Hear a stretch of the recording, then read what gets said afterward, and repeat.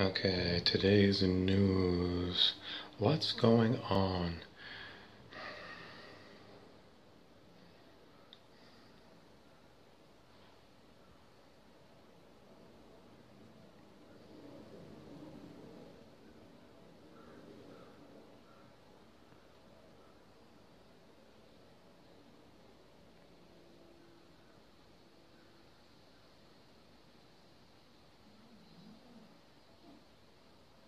Clancy's still, it's like he's got constipation. He can't stand quiet. If I go quiet, Clancy goes, it's like a baby trying to push out a poop. He's very uncomfortable. We call it constipation.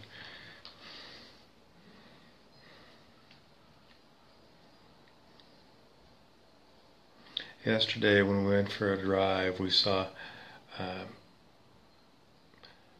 CLCY on 2 license plates, Clancy. So, what else did we see? That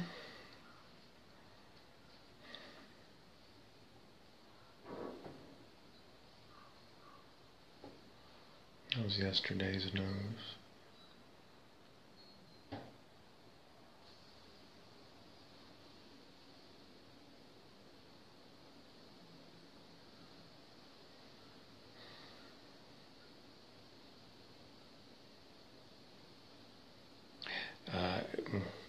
We play a word game. Like, did you know there's a lie, L-I-E, in the word believe? Yesterday we came across a new one. Now, have you all heard of the British conspiracy theorist David Icke? I-C-K-E.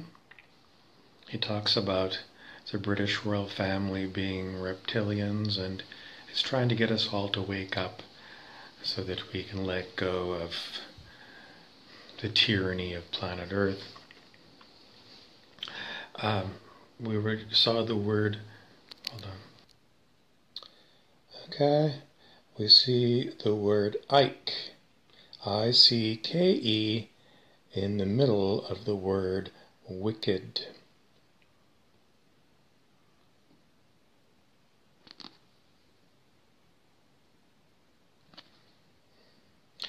Wicked, the life and times of the Wicked Witch of the West.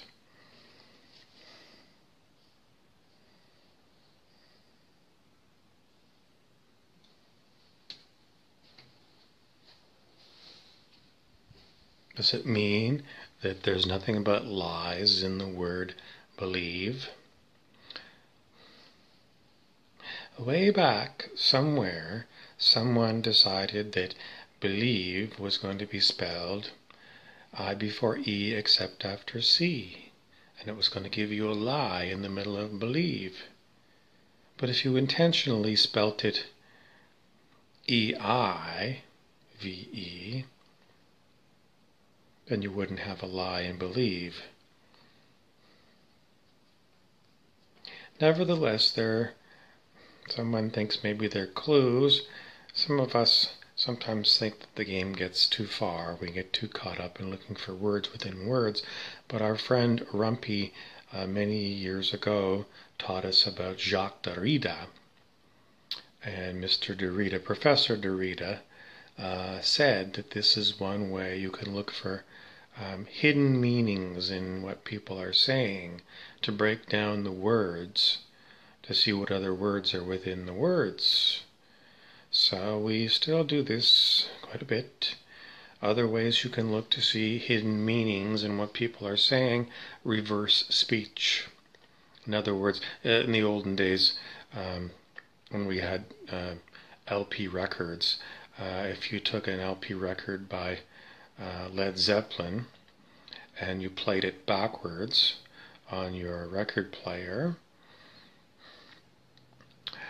Stairway to Heaven, you would get My Sweet Satan. So now there's computer apps that you can use to listen to, a recorded video or something, and then the computer will play it backwards for you so you can look to see what hidden words are in there. Is it really what they mean? Well, it's all about discerning meaning, and I'm going to have to leave it at that for you. What's going on?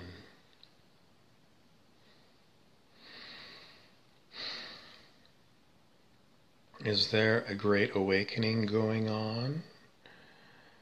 The QAnon and Donald Trump supporters make America great again?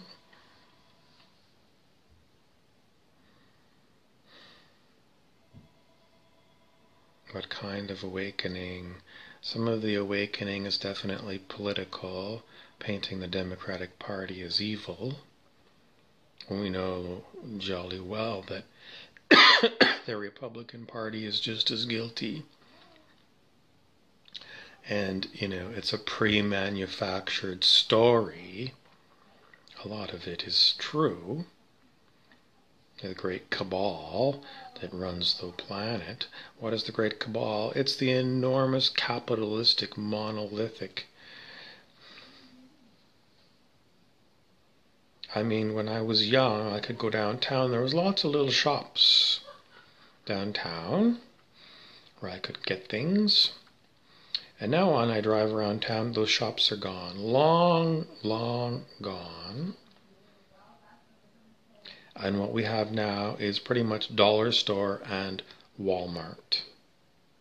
Is that an improvement? In the old days, not that long ago, but I don't know which particular election campaigns it was, but it said, when it was election time, are you better off now than you were 4 years ago?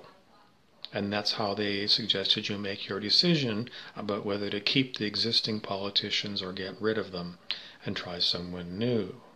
If I look at the way things were when I was a boy of 12 versus a boy of today, at 12 I wasn't happy with the way the world was. I already could see that there was a lot of problems in our world, and a lot of idiots that call themselves government. Today, are we better or we're worse off? We're worse off. Things are definitely worse. When I was 12, at least people could get good paying jobs, which meant that they could get a house, have a car, have a vacation, have a family. Today's world, no. We're way worse off. Yes, there are some people that can still do those things, but I see an awful lot of people who can't. In those olden days, 40 years ago, a lot of people got company pensions, so when they retired, they had an income. Starting when I started work after university, those pensions were thrown away by the corporations. So the deal that the corporation had with the population, if they ever had a deal, was you work for us and we'll look after you. That got thrown away so that the corporations could increase profits and cut costs. Capitalism, I still say, is the number one problem on planet Earth.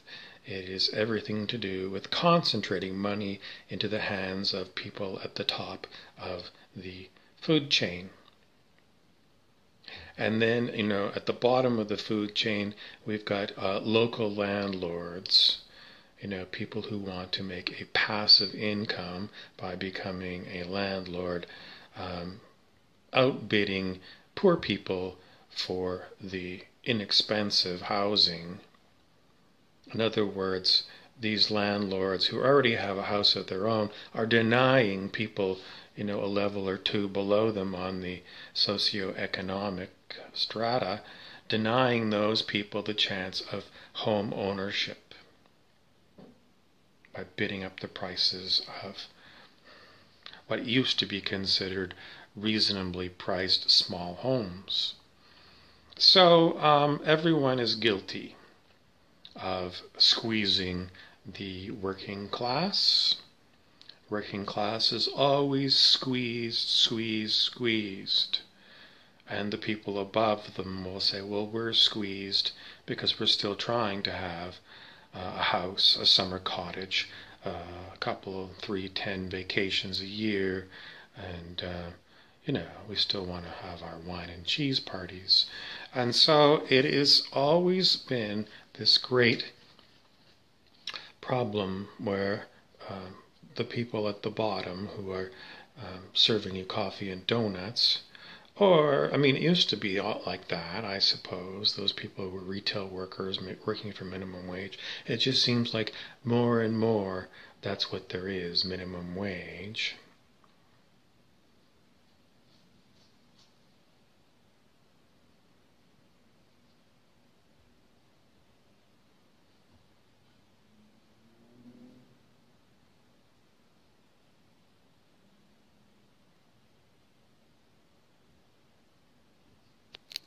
I'm up.